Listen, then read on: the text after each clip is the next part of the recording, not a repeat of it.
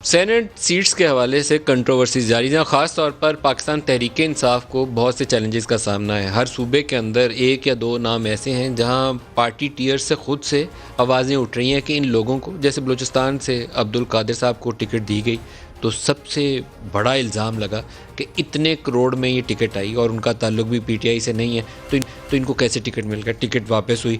जिन दूसरे साहब को, ज़हूर साहब को टिकट मिली तो उनके ऊपर जहांगीर तरीन ने डिसिप्लिन के ऊपर एक ख़त लिखा हुआ है, वो ख़त सोशल मीडिया पे घूमना शुरू हो गया।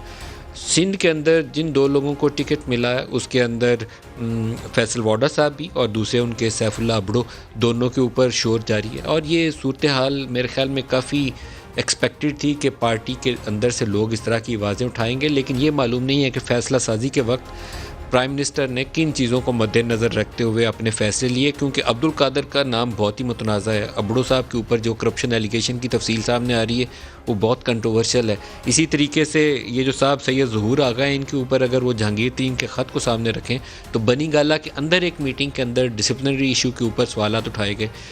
एक और साहब हैं, वो मौजूदा वज़ीर ख़ज़ाना है और सबसे बड़ा लतीफ़ा जो है या मीम्स कह लें वो हफीज़ शेख साहब के मुतल्लिक़ है। आम तौर पर उनके ऊपर लतीफ़ा ये चलता है कि हफीज़ शेख जो कुछ करते रहे जनरल परवेज़ मुशर्रफ के ज़माने में, फिर उन्होंने आसिफ ज़रदारी के साथ सेनेटरशिप, पहले उनके सेनेटर थे और वज़ीर बने, फिर आसिफ अली ज़रदारी के साथ वज़ीर भी बने और सेनेटर भी बने। जब आसिफ अली ज़रदारी को ज्वाइन किया तो वो कहते थे कि ये मुशर्रफ की खुराबियाँ हैं जो हमें विरसे में मिली, हालांकि उस वक्त भी ख़ुद वज़ीर थे। फिर अब वो तहरीक इंसाफ के वज़ीर बन गए। अब वो कहते हैं कि जो पीपल्स पार्टी और मुशर्रफ दौर की खुराबियाँ हमें विरसे में मिली थी, उस वक्त भी यही थे, पहले भी यही थे और आज भी यही हैं। तो ये ऐसा लामुतनाही सिलसिला है हफीज़ शेख साहब के पास कि वो मुशर्रफ साहब के साथ भी क्वालिफ़ाई करते हैं, आसिफ अली ज़रदारी के साथ भी क्वालिफ़ाई करते हैं, और 2013 के इंतखाबात से पहले जो केयर टेकर सेटअप था, इसकी पूरी इनकी कोशिश थी कि नून लीग वाले इनको सपोर्ट करते हुए केयर टेकर प्राइम मिनिस्टर बना दें, तो ये वज़ीर ख़ज़ाना से एलिवेट करते हुए निगरान वज़ीर आज़म बन जाए। नून लीग वालों ने ऐन वक्त के ऊपर अपनी हमायत से इनसे हाथ खींच लिया, तो ये निगरान वज़ीर आज़म बनते रह गए। तो अब दोबारा उनको फिर मौका मिल गया तो दोबारा वज़ीर ख़ज़ाना भी बन गए और दोबारा वो सेनेटर भी बनने जा रहे हैं।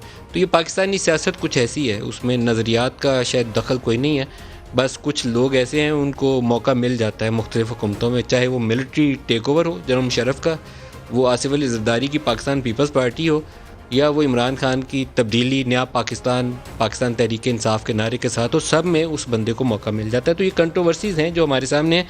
पीटीआई के अंदर से जिन लोगों की आवाज़ें आई, सुनिए उन्होंने कहा क्या।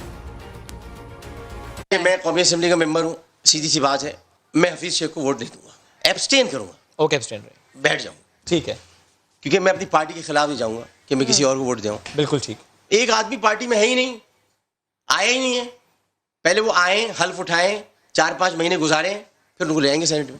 हमारे अपने पार्टी के उन दोस्तों से गिला है जो इन्हें ले गए हैं खान साहब के पास। उन्होंने पार्टी के साथ बहुत बड़ा जुल्म किया है, तो इसका नाम जब कोई लेता है तो वो 70-80 करोड़ रुपए जहन में आ जाता है। हम खान साहब से पुरजोर अपील करते हैं कि इस फैसले पर नजरसानी करें। लेकिन पीएमएलएन भी कहीं पीछे नहीं है। यूसुफ रज़ा गिलानी के ऊपर नवाज़ शरीफ जो तकरीरें किया करते थे, वो तकरीरें तो सुन के लगता था कि नवाज़ शरीफ साहब तो बिल्कुल कह रहे हैं कि ये इंसानों की बस्ती है, इसमें ऐसे बंदे की गुंजाइश ही नहीं है। लेकिन अब वो मुश्तरका उम्मीदवार के तौर पर पीडीएम ने मैदान में उतारे। मेरा गिलानी साहब से कोई इख्तलाफ नहीं है, लेकिन अगर नवाज़ शरीफ साहब की ज़ुबानी सुने तो सुनिए क्या कहते हैं। सुप्रीम कोर्ट ने यहाँ पर भी यूसुफ रजा गिलानी को सजा दी है और गिलानी साहब जो है वो सजा को तस्लीम नहीं कर रहे और फिर कहते मैं अपील में जाऊंगा। भाई अपील से पहले नीचे उतरो, घर जाओ। लेकिन ये बात नहीं कि सुप्रीम कोर्ट फैसला दे और आप उसको मानने से इनकार करो। ये इंसानों की बस्ती है, इंसानों की, ये हैवानों की बस्ती नहीं है। हम इसको हैवानों की बस्ती नहीं बनने देंगे, ये इंसानों की बस्ती रहेगी।